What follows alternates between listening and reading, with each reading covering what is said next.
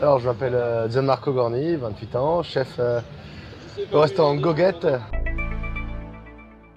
Et aujourd'hui, j'ai créé un repas pour entrée plat dessert pour 10 personnes, pour des aînés, pour un collectif qui s'appelle Étoile Solidaire. Étoile Solidaire, c'est avant tout une mobilisation collective d'acteurs variés qui s'unissent, si je puis dire, pour lutter contre l'isolement social de nos aînés isolés et de contribuer à changer le regard de la société sur le vieillissement à travers des initiatives solidaires, joyeuses et gastronomiques en faveur de nos aînés isolés. À la suite de différentes initiatives menées avec Top Chef, on a eu une première édition Chef d'un jour qui a été réalisée en novembre dernier sur le plateau de l'émission de Top Chef. Ensuite, on a eu un spot TV qui a été diffusé par M6 et Paris Première.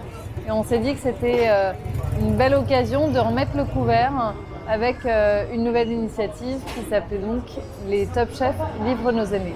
Alors aujourd'hui, en entrée, j'ai préparé des aubergines en salade avec des petites fraises salicorne sarrasin. En plat, j'ai fait un bœuf façon tataki avec une salade de pommes de terre à la cacahuète et de la moutarde.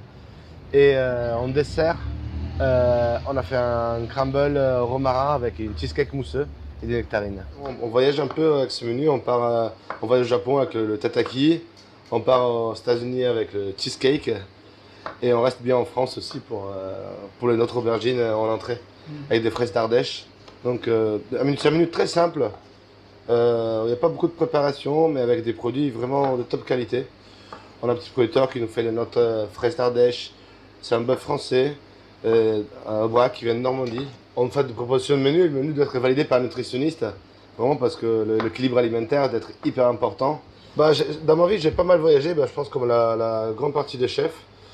Et en fait, ces voyages, même si c'est des vacances ou c'est pas forcément des voyages culinaires, mais on a tout le temps forgé, on a tout le temps des petits souvenirs ça peut être comme un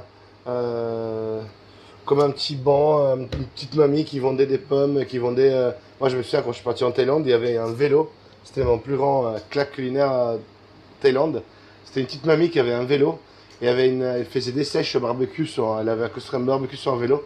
Et elle passait cette sèche dans une machine à pâte, ça faisait un chiffre de sèche. Moi, je trouve qu'on peut avoir des bons souvenirs et comme on dit dans le milieu, des bonnes claques culinaires, juste en mangeant dans des petits bistrots, juste parce qu'ils nous amènent des souvenirs. C'est un peu comme dans Ratatouille, quand il y a quelqu'un gastronomique qui mange la ratatouille et qui a ce côté, qui a toute son enfance qui lui revient à l'esprit. Et je trouve que la cuisine est faite pour ça aussi. Bon, c'est un peu cliché, la cuisine asiatique, mais j'adore la cuisine coréenne. Moi, je suis un grand fan de street food. Je suis jamais allé en Corée, mais je mange souvent coréen. Et je trouve que c'est une cuisine simple et complexe en même temps. La simplicité, comme dirait mon ami Adrien.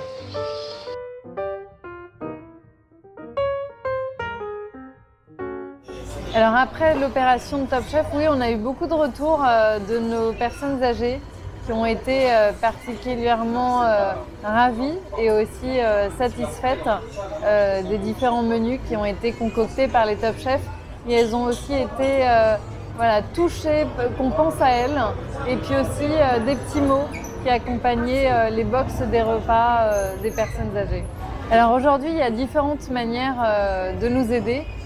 Pour les chefs, j'aurais envie de dire, lancez-vous, n'attendez plus pour rejoindre notre association, pour participer à nos différents événements ou alors à nous proposer aussi différentes initiatives. Les partenaires, comme les fournisseurs, les producteurs, peuvent aussi s'engager, soit par des dons de denrées alimentaires, de matériel ou des dons financiers.